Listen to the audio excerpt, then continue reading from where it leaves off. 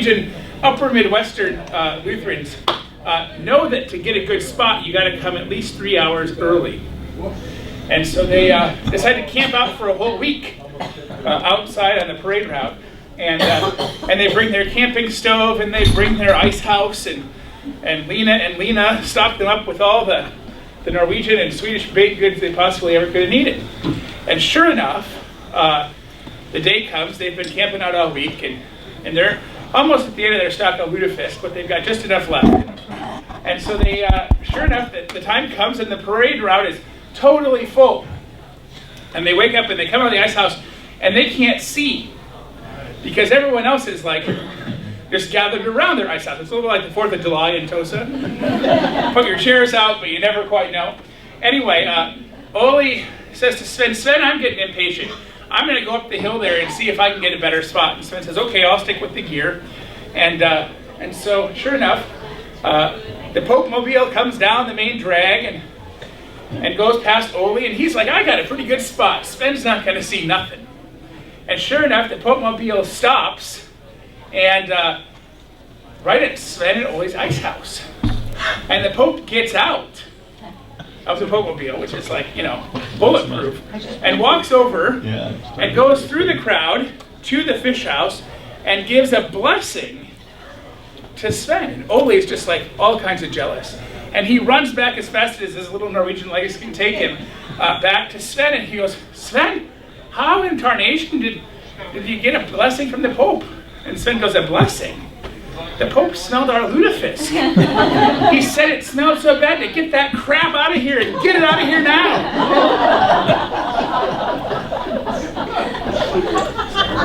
Yeah, there are jokes on here. We don't have a basilica in St. Paul. Too many apples. So anyway, welcome on that culturally borrowing note. So we've had some social ministry kind of themes each month this year, focusing a little bit on different issues that were raised this summer as we had conversations. So back in September, how do we think about as the church talking about social issues in general? How do we think about what the church does, and how does it get involved in public life, not just public policy, but public living? And in October, focused a little bit on addiction and recovery, and specifically on the opioid crisis, but also on the recovery of places like Serenity Inns. And in November began what's going to become a longer series on trauma in February, thinking how does the church respond, what trauma do we have? And this month, because there's nothing else happening in the life of the church, I had this brilliant idea. This would be a great time of year to talk about charity, compassionate giving. And there's a number of resources over the past 10, 15 years even now that have really tried to unpack for faith-based communities, for churches like us, for the entirety of the body of Christ, how charity can actually be harmful at creating the outcomes that it's intended to create. And so Pam Stokey-Cece, our social ministry chair, and I each read a book. And we won't just give you a book report because that's not fun. But Pam read When Helping Hurts. If anybody wants to read, it has a little bit of the ocean on it because I had it at the beach this past week before.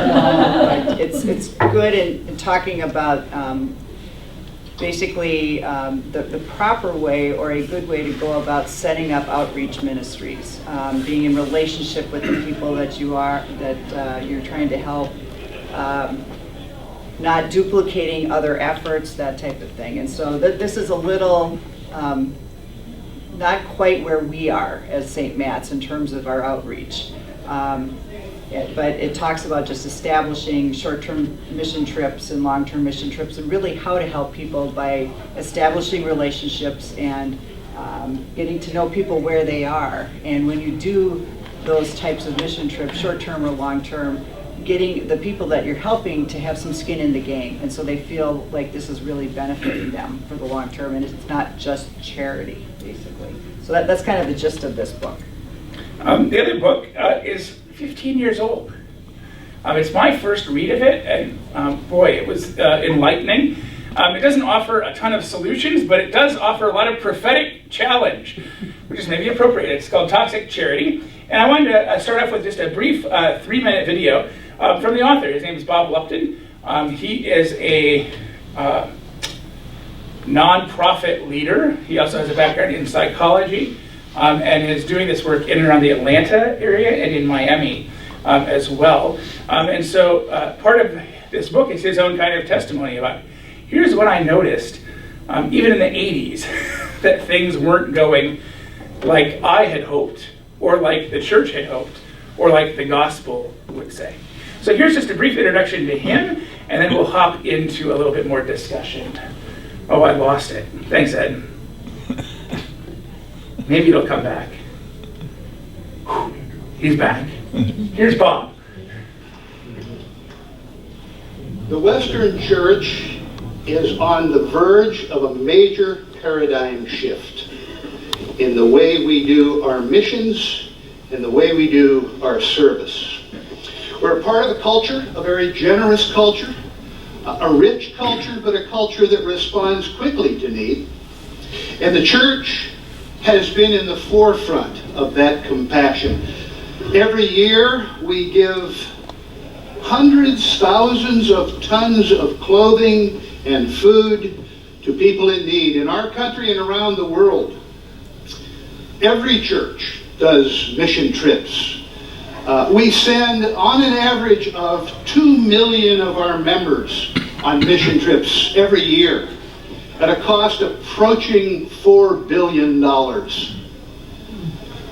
We do service projects in the inner city and in communities of need. We are very engaged in service and in mission. And for all of that compassion, we should be seeing some major positive changes in the lives of poor people and communities. The reality is that the poor are poorer, that they are more dependent, that their work ethic has been eroded, that their dignity has been depleted as a result of the way we have been doing service.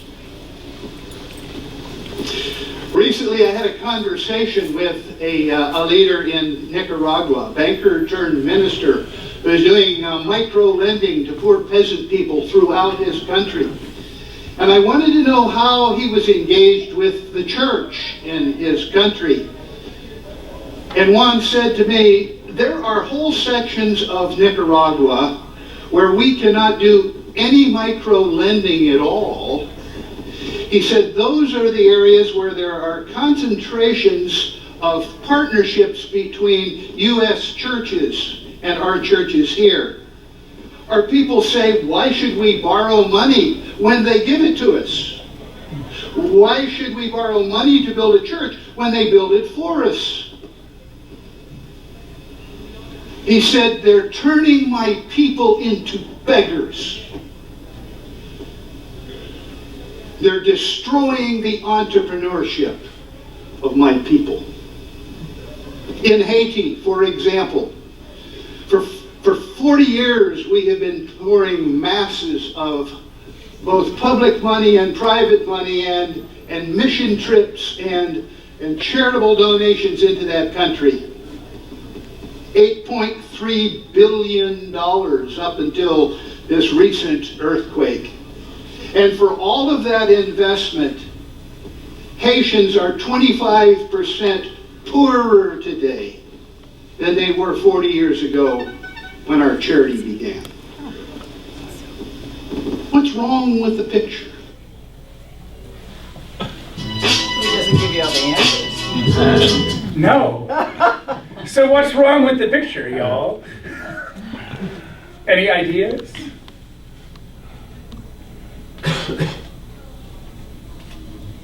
This is, yeah, Trudy.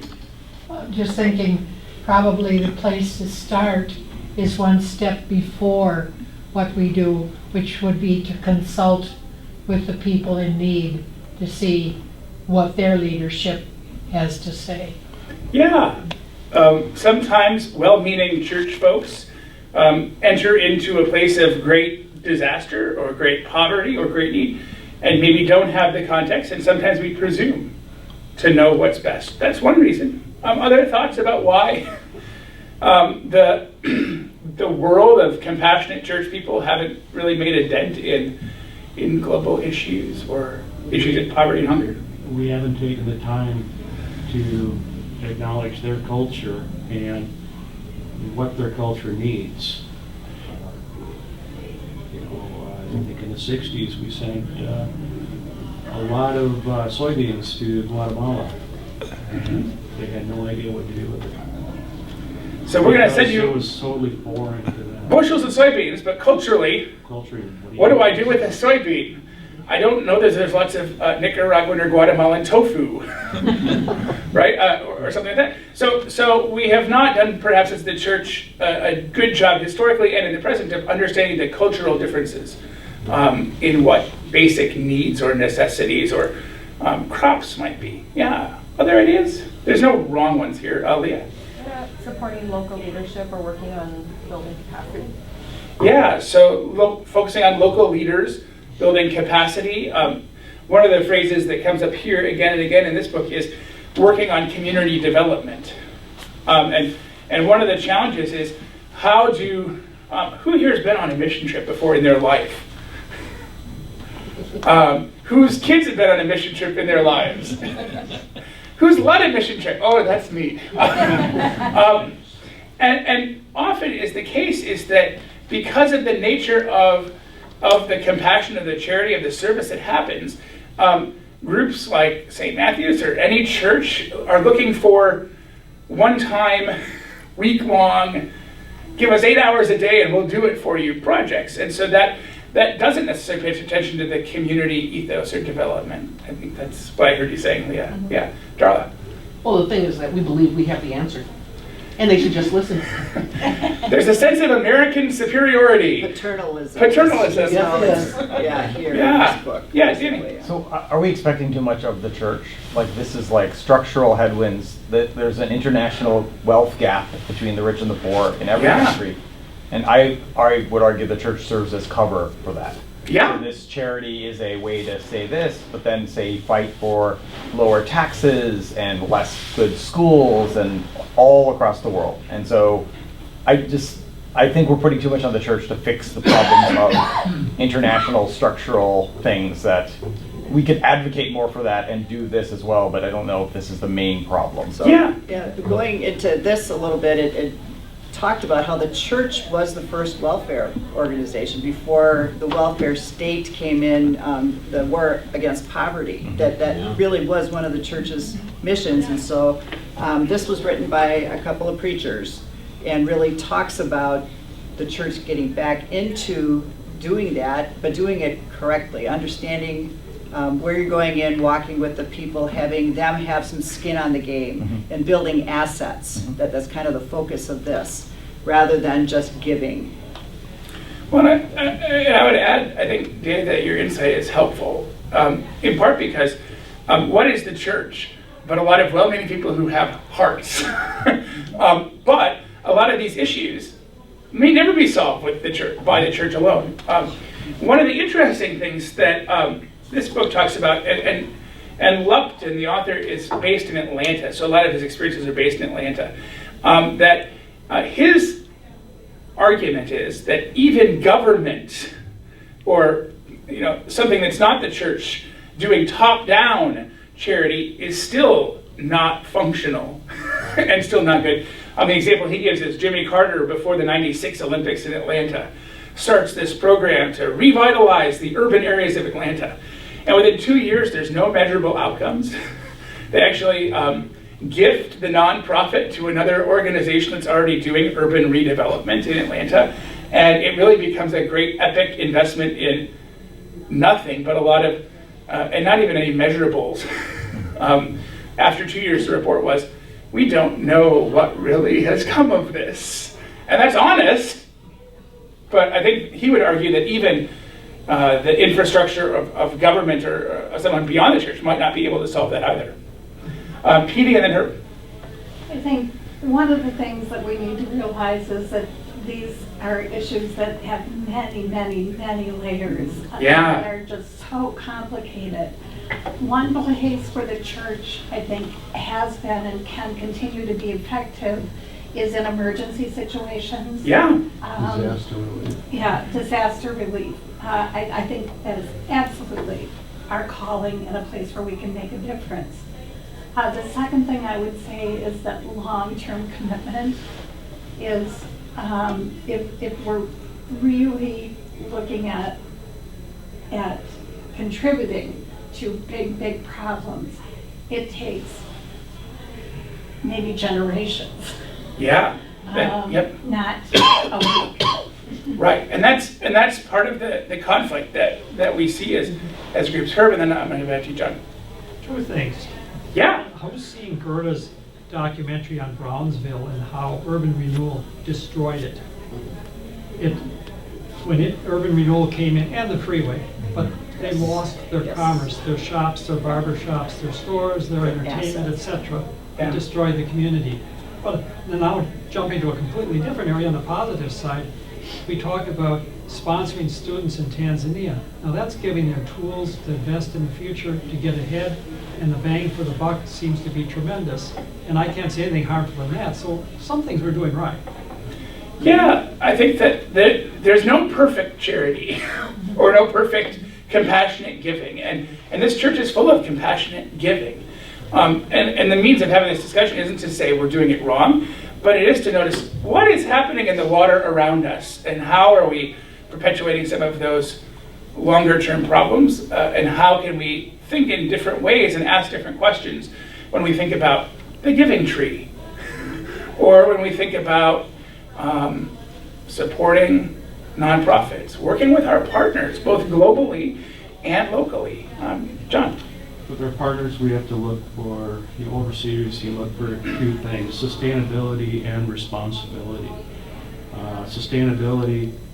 My background is I used to work in the dental business, and I've done a number of mission trips taking dental equipment to third world, developing countries. We don't call them third world countries. Third world, developing nations, global south. I've made 7 trips to Guatemala, 2 to Tanzania, 1 to Liberia. So I've been through some pretty interesting country.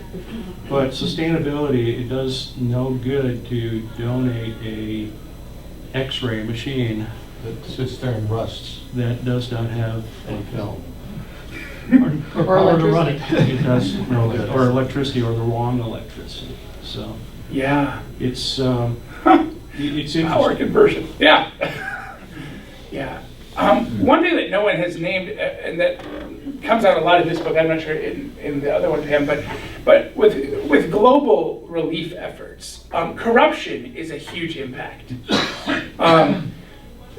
There was I can't remember which country it was, but I think it was maybe Zaire back in the day, where from all of the global aid that came in, the president, in a corrupt time, took in $5 million in personal income, and his people got less than $1 million in aid, because he had just siphoned that off as the finder's fee, or whatever it is. And so there are some real negative examples throughout history, and Haiti, that's one clear example, I think, of places where poor leadership and the power of sin get in the way also. But so that's one other piece. Don.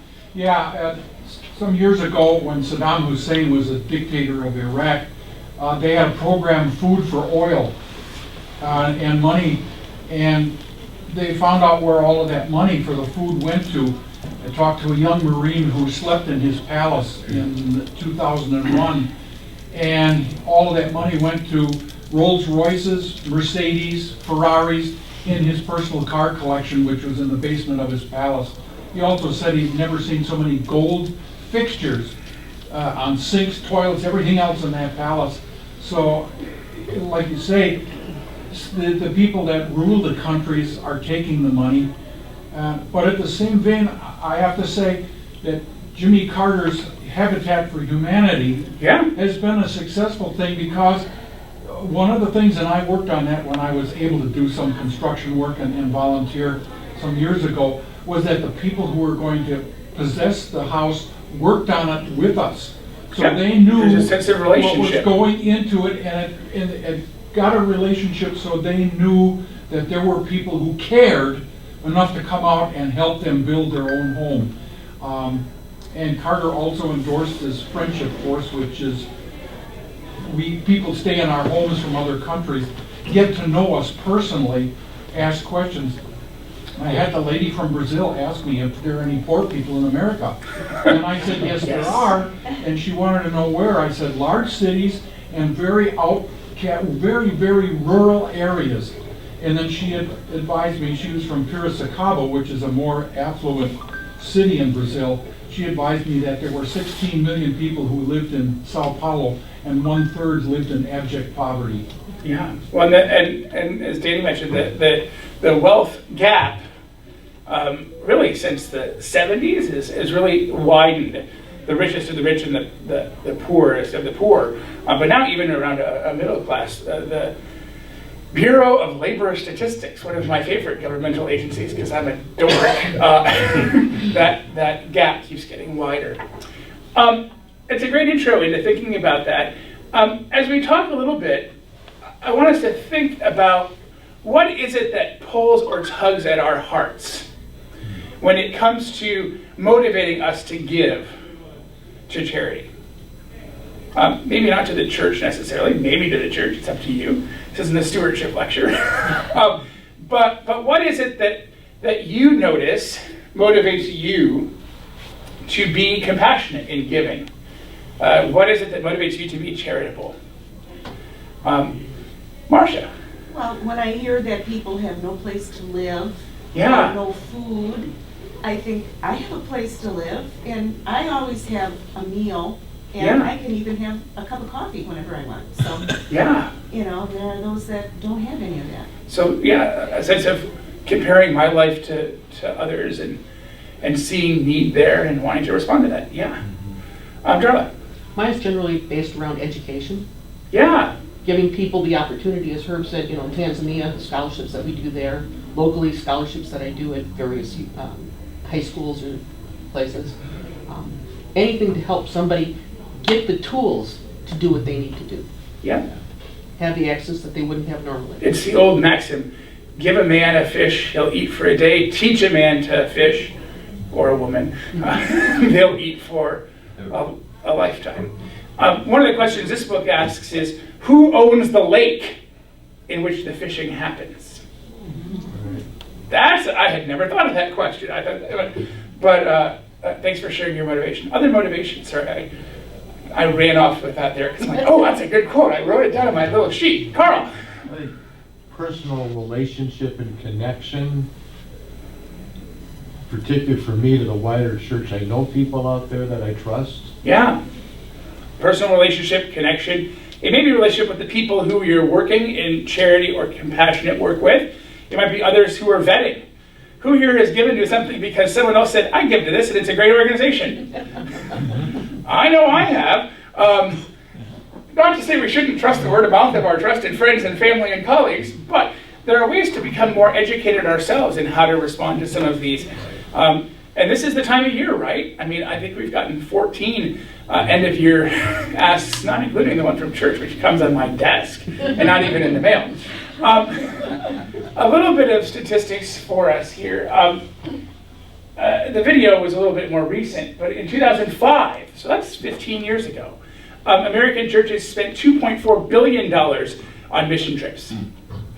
That includes the cost of materials, of labor, the cost of travel, housing, and some would say, well, that's investing in local economies as well. One of the questions that lots of people ask, and I'm not sure if your book talks about this at all, but the sense of what if all that money wasn't spent on flying people to build a house and just buy houses? Amen. So that's one of the critiques of mission trips as a whole. Now there's some example. If you're doing dental work, you need dentists. Thinking back to Luther and Doris Kloth who go and do medical mission. there are some places where you need expertise in order to carry those things out and provide those needs too. And so again, this is not meant to be a unilateral critique, but just to get us to think a little bit. See, it's the hard interaction there, because I would travel with what you would call the missionary tourists. Yeah. I would go with a Lutheran church out of St. Paul, Minnesota, a church I didn't belong to, and go work at a Catholic mission in Guatemala. And I would travel with 20-some individuals. And I'd get up in the morning, I'd walk them out of the clinic to work, and they would be doing, I don't know, Bible study or sorting coffee beans or something menial work like that. But we have to realize that they also serve an important purpose, because we stayed at hotels that supported the mission. And right. Hotel is a really loose term. Who's been in El Salvador before? But it was supported by the mission. 3 meals a day cooked by the mission, produce by the mission. But those people would bring money and hope to the other people for the different programs. And part of the different programs were where those people didn't physically build the houses, but the expertise came down on how to make a more efficient house out of blocks and more efficient stoves than what they were used to. So I am firmly on that fence both ways, because sometimes I really have a problem with some of these people that went on the mission trip and, are you going on the boat over to Pentecost today? Oh, we're going to go shopping, it'll be wonderful. And I said, I'm sorry, we're gonna change the oil on a compressor at the wedding. That's very Lutheran of you, both and, right? You're I am on both, I've seen both sides, but they do serve a purpose. Yeah, and there is a lot of investiture in local economies. Whether or not that trickles down, that's a question, Darla. Well, the amazing thing, going to Tanzania, they don't want us to help with a project. Yeah. They want us to be their companion. Yep. They want us to be in their community. They want us to go around and see, how people are living. They want us to be residents of Tanzania for the time that we're there. And believe me, the time that we went on safari and we were out in, I think we were at a welcome center going into one of the parks, there was a busload of tourists there, either European or Americans, and they were just all kind of shoving all over the place. And I walked out and I looked at Pat Gardner and I said, there are too many white people around here. We need to go back to community.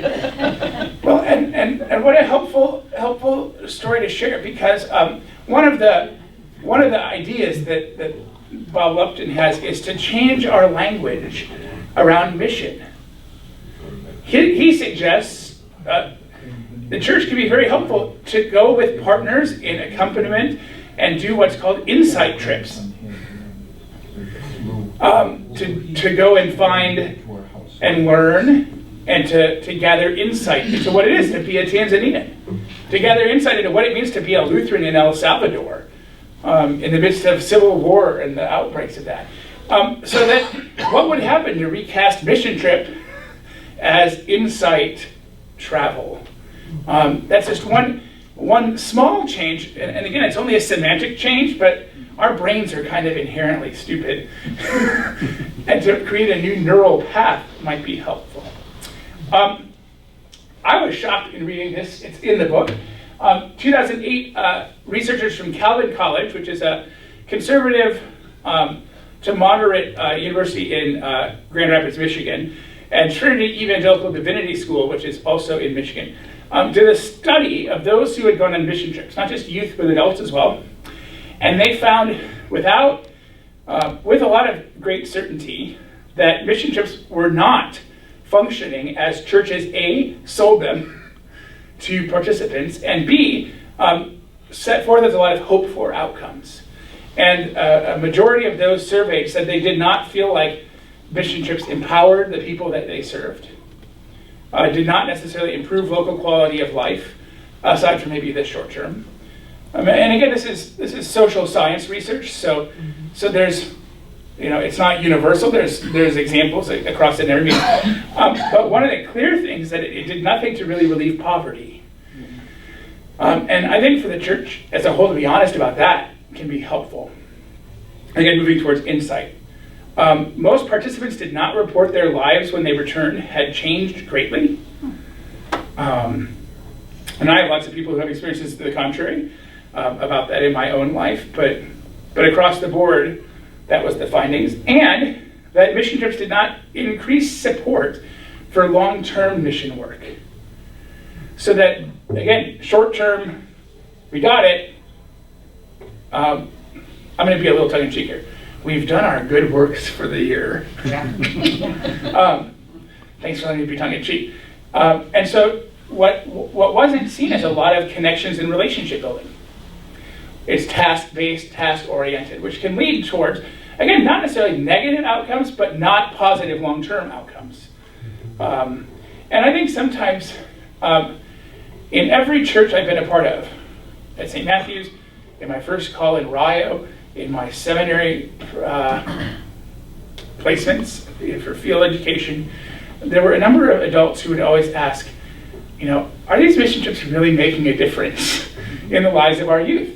And I would say, well, yes and no. For the week that they're there, it is a really important and life-altering reality. It's a way of seeing things and experiencing cultures, even in our own country, you don't see or don't know on the regular. But beyond that, I haven't had in my own ministry lots of long-term, there might be a few here and there, but a lot of long-term stories of where these kind of service-oriented models become life-transforming for Americans who are doing them. Carl. A concern that I have is we've become so gosh darn individualistic in American culture and our charity giving through the church now, where the Jesuits are the largest educational institution on earth in terms of schools throughout the world and hospitals and so forth. We have a hospital, for example, right now in Jordan that's being closed, so to speak, because we don't support general benevolence. Those kinds of institutional structures that support, you know what I'm trying to say? Yeah, the church, the hospitals, the mission, the wider church, be it the ELCA, be it Roman Catholic churches, across the board, congregations are reporting more and more designated giving. Right. I am guilty of that, y'all. We all are. I give my chunk to the general, and then I say, here's my little pet projects, because I want to make sure campus ministry gets some money. I want to make sure the interfaith conference, the synod, 38% of all gifts received by the Milwaukee Synod last year from congregations were designated partnership. Meru. So that's not a judgment. Just the realities about benevolence and charity are changing, and are becoming more rooted in individuals' perspectives, and that's both. It's the paradox of choice, right? We feel like we have individual control. That feels good. We get some warm jellies because, hey, my pet project, I'm making sure it's getting money. I do this all the time. But at the same time, some of those wider institutional structures, which were before sustained on general giving, are less likely to be funded. Herb. Yes, but if our heart and soul is into it, we're going to tend to vet those more carefully. And That's the hope. If we have the right values, they're going to do more good sometimes than the large bureaucracy where we're not sure. When you're, for example, when you're sending that money for the scholarship or what it might be, you're convinced that it isn't going for money to buy the bishop a new Land Rover. It is definitely going to that student. To buy the church's tax, not gift. Yeah. The government. Across the board, what a lot of church missions and a lot of individual gifts, a lot of nonprofits end up doing. This is not just a problem of the churches, is that what a lot of well-meaning charity does is deepen dependency in communities. Right. Our partners at Cross this past year did a survey of those who regularly attend the meals, the Wednesday lunches. They have them every week. And what they found was that a large percentage of the people, and if you've served at Cross on Wednesday, you might see familiar faces. There were some people who had been coming to the meal for 10 years. And that caused the leaders at Cross Church to say, we we need to think about this. And what they found was that the food pantry was deepening dependency. And so they chose to reduce the number of pantry days each month. Instead of pantry every week, now it's 3 out of the 4. And what have they noticed? The food attendance, the meal crowd on the days of the pantry is lower. But guess what they found? There's a whole bunch of students at the school next door who are now joining them for lunch because there's not a cafeteria, it's an alternative school. And so now the church that serves on the non-pantry day serves those few pantry guests who actually have need and have decided to start eating with and serving those high school students who choose to come on their own. And so, and who have need also. And so what that sort of step back, they call it the Bread of Healing Empowerment Ministry. Their question was, are we empowering? And they said yes and no. And so those sort of questions are important for all sorts of folks to ask, ourselves included, as we do that. Trudy. Well, there is more than just a need for food. Yeah. There's also the need for social connections and Yep. community. My daughter is telling me that there's this growing effort in many small towns, of which she is a part, to have a community meal. Yeah. And it isn't for people who are hungry necessarily, it's for people to socialize. Yeah. I took a group of high school kids to Juneau, Alaska in 2014, and we helped a church that was already doing neighborhood feeding ministries. We gave their volunteers a break for a week. My friend Terry asked us, would you send a crew up? I'm like, Alaska? Yes. We did a lot of tourism. Not a great mission trip, but I'll be honest. But one of the things that we learned was that a lot of the kids weren't coming because they didn't have food at home. It was because their parents were both working. They didn't have any friends at home. They were sick of being isolated. And so there were families that would ride their bikes, 3 or 4 kids, more than a mile to come to this church for the lunch program. And they got a good meal, but that was part of it. Don? Yeah, to put a number on what you said about Cross and the food pantry, we usually serve 200 to 300 people for lunches. But when they had the pantry closed, only 44 people came for lunch that day. And we had food for a couple of 250 people. So Larry and Al Van Lith had to take that food where it would be used. So, but another on an international basis, and I mentioned this, I know you had heard this before, I had heard a speech from a woman from the Central African Republic on how the diseases are ravaging their country. And I asked her if she was familiar with Doctors Without Borders. And she said to me, God bless those people. If it weren't for them, who knows how many people would have died and how many people would be sick. She said, they are a godsend to us. So there are things that do work. And like you said, I think people have to give more thought into how to make these things work. Yeah. This comes from the Toxic Charity book, and I think this is a helpful way to think about one-way giving, which is a lot of what churches do.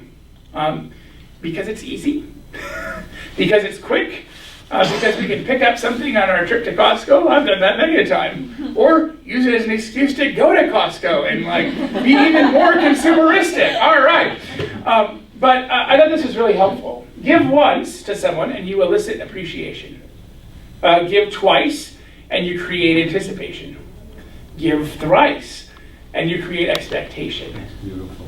Give 4 times, and you've created entitlement. Give 5 times, and you've established dependency. 5 weeks in a month, that regular weekly meal becomes Really good. not necessarily empowering, but and not necessarily negative, but not actually helping beyond just that initial need. I just thought that was a helpful way to think about one-way gifts, and what this book suggests is that in emergencies, one-way gifts are the most helpful, especially one-way financial gifts to a reputable agency. And with that, I want Pam to have some time to talk, so I don't monopolize her reading and research, and talk a little bit pragmatically. How do we discern what is helpful? How do we discern what charities are good? So I'm going to switch the TV in. Herb, you can transfer into Pam. When we were in Tanzania, our guide, who had a degree in wildlife conservation, indicated that it would not have been possible except that he had received scholarship money from a couple in Minnesota. And then he ended the conversation more or less with, can't all Americans do that? And I didn't become irritated. I thought to myself, well, the people he sees there and knows what they're paying to be there, so he doesn't realize what the rest of America is all I can hope. But he says, can't all Americans do that? Going back to that last slide, though. Yeah. Once again, I'm born here. But maybe if you give 6 times, you may create independence. If you're teaching them and nurturing them and bringing them on. The village of San Lucas Tolomon in Guatemala was saved from the war, basically around everything that revolved around the mission. The clinic revolved around the mission. The housing revolves around the mission. The low interest loan, the microfinance, all revolved around the mission. And it's basically its own economy. So don't be too cynical about the first 5. Right. Yeah, he doesn't go on to 6. And I think he would argue that if you're going to give a 6th time, give towards community development, which it sounds like the mission is really centered upon, and so that community development can create that independence. Yeah, I think that's helpful. Pam, take it away. Well, in terms of this book is more generally creating mission. And I think I said that when we started, it's less practical in terms of trying to help guide and illustrate some of the really bad stuff. I mean, it talks... Can you use the mic? I could, yeah. I am pretty loud, though. I was using my lifeguard voice. Okay, so this book is a little bit different in that it was written by a couple of preachers and wanted to more dive into the relationship building that you need to have before you're really able to help the constituencies that you're trying to develop missions for, and how important it is to walk with them in where they are in their lives, and how, especially in the United States, we're against poverty, institutionalized the government creating programs that were meant to help people, but there were other programs that weren't so helpful, like VA loans coming out of the Second World War, not allowing the African American community ready access to that. The destruction of Bronzeville was another one, where so many urban African American communities were destroyed by freeways, basically, and their assets were lost because being able to have a good job, many of which left the Rust Belt here in the Midwest and stranded a lot of people, is very important. Having the access to mortgages and material wealth to pass on to your next generation is very important. And so generations of poverty have really grown up in a lot of the Midwestern urban cities. And so trying to understand that more and walk with the people. I know we heard at a couple of social ministry meetings where people really wanted to sit down and talk to the people that were being fed rather than just serve them. And it sounds from what Pastor Matt said that that's really how Cross set it up, that we come in and we serve, but we don't develop relationships. And so, yes, the second book is more into relationships. I'm going to kind of vary here from the 2 books. We were gone last week. We took vacation in Florida, and I think I probably had 24 pieces of mail from different charities, because it's the end of the year. And so what I wanted to do is kind of give you an idea outside of the church-based giving programs, how to evaluate what seems good and what maybe sounds good and maybe isn't good. So get over here, the top one. So any charity that it allows you a tax deduction basically has to be registered through the IRS. as a 501c3 organization. And I've helped nonprofits through this process, so I've got a little bit of experience. And one of the things that each 501c3 organization needs to do on an annual basis is send the IRS a form as to its income and its expenses, its administrative overhead, that type of thing. So that's one way, besides just asking Dr. Google, basically, to essentially get some information about those that are really spending your money well and meeting the mission that they talk about in all their pretty marketing materials with their pretty notepads and address labels. That's the one that I get way too many address labels. I got a dime from the March of Dimes. I was like, hey, they're paying me. All right. Yeah, a stamp. And Disabled Veterans National Foundation, I think, is one of them that sends to me, and I must have done something at some point a couple of years ago, and they send me mailing labels every day, every year. It seems like. I mean, it's just crazy. And there are many different Disabled Veteran National Foundations, so I just wanted to show you what Dr. Google has, okay, if you're interested in that. But the better one is GuideStar. And so GuideStar, let me get it back up here. You can sign up for a free, okay, this just kind of does that. Just dip in the cord, yeah. Okay, I will change my stance. So GuideStar basically collects the information about charities. And if you're marketing to people, this is a really good tool. I've done that through the nonprofit legal clinic at Marquette University, where we wanted to send out information on 501c3s that might need help in Wisconsin. We wanted to get the word out that we were there to help them, and so this was a tool that I learned about at that time. But one of the things it does is it looks at different foundations and charities, and it just puts the facts up there for you. And so I pulled up a couple that are near and dear to my heart. I'm on the Public Library Foundation, and I know that we have to file a Form 990 every year. And so it gives you a little bit of information. As you can sign up for a free account, it gives a little bit of information about the particular library, particular foundation, and you can download the 990s to get an idea if you really care about that kind of detail. Okay, so this is a lot of data. And oftentimes the charities will write a little bit about themselves here and what their mission is. But yeah, this is data driven. And I'll show you one more real quick one that's kind of near and dear to a lot of us. So we're out there. Our foundation is out there also. Our tax forms are out there because the foundation is required to file these every year. So if you're interested about income and expenses and administrative overhead and how the charities are spending your money, that's one tool to do it. There are a couple others. Went on to Consumer Reports, and it talks about Charity Watch and Charity Navigator. And so those are two new to me. And so I went into them, and here's Charity Navigator. Brought up heifer, because that's one that we probably have all been asked about over the years.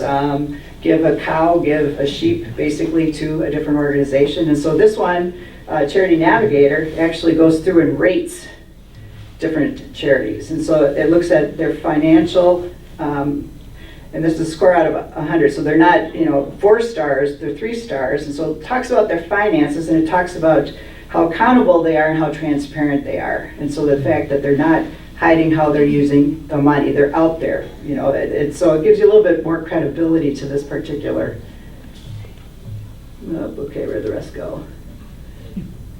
Okay. Charity Navigator, let me get this up because this one's local. I believe this is United Way. Sojourner Family Peace Center. Okay, on Charity Navigator again.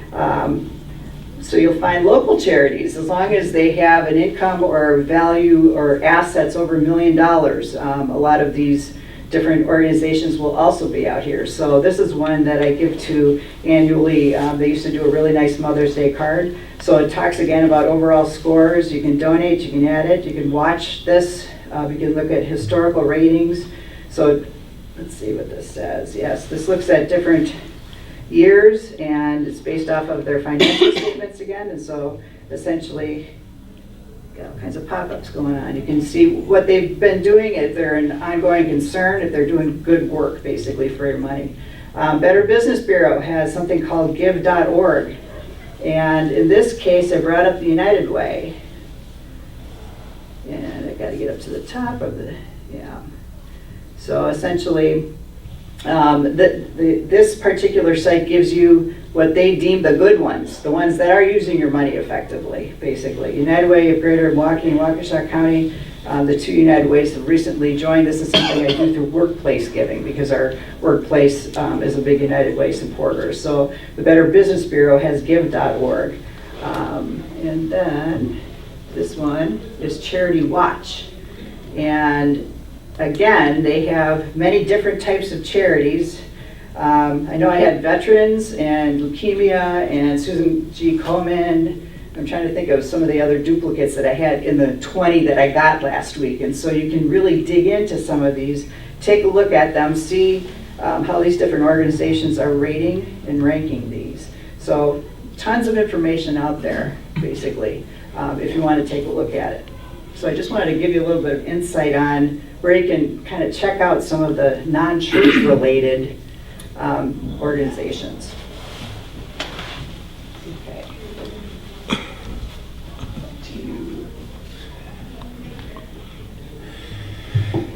And I know one of the main sources of the ratings is how much are the CEOs of these nonprofits making relative, and within non-church, that's a helpful marker. One of the challenges with a lot of church nonprofits is that granting rarely covers the expenses for personnel. And so that means oftentimes donations from individuals will go first toward that because grant dollars are covering less of the operational expenses or programming. And so it's a little bit trickier when it comes to church organizations because most nonprofit granting organizations won't cover salary. But most church-based nonprofit leaders I know aren't bringing home much salary. A couple of things to end on practically. Lupton creates his own sort of Hippocratic oath for charitably minded hearts for institutions, for organizations, but also for you and me individually. And so here are his 6 steps or 6 parts of his oath for compassionate service. 1, never do for the poor what they have or could have the capacity to do for themselves. Lots of questions to think about asking ourselves as far as that.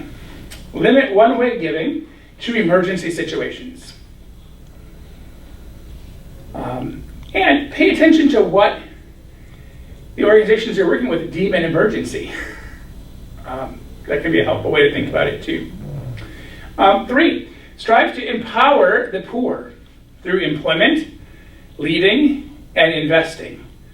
And then using grants sparingly to reinforce achievement. And that's more within a nonprofit world or in supporting agencies that are doing the work.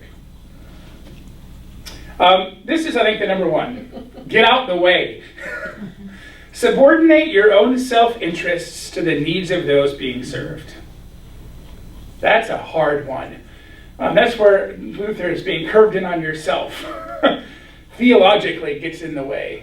And then, so much of this is about relationship and building relationships first, and then doing the acts of kindness or charity or compassion as a result of the relationship. And that's hard because we've all learned, and people on both sides of that giving and receiving have learned this kind of social exchange. I need help. There's a great story in the book here about a woman who is really led to help a woman she meets at a nonprofit agency, and they develop a firm relationship. But the cultural pressure to give and receive is so strong that the woman ends up wanting to give everything and ends up paying this woman's rent for 6 to 8 months. And when she brings Christmas gifts, because that's what kind, nice people do, she finds out that there's been 3 other people who have come to this same woman's apartment that she has been paying for with Christmas gifts. Not that the woman was trying to milk it or trying to, be dependent, but we've all been trained. This is how the exchange between rich and poor, between white and non-white, between suburban and urban have worked. And so it's listening closely to those who seek help, especially what's not being said. Sometimes we can learn from the unspoken feelings. Because one of the things this book lists up is, especially for men, it talked about the shame in receiving assistance. And how, what are opportunities to create low cost access to goods or to Christmas gifts without taking away dignity.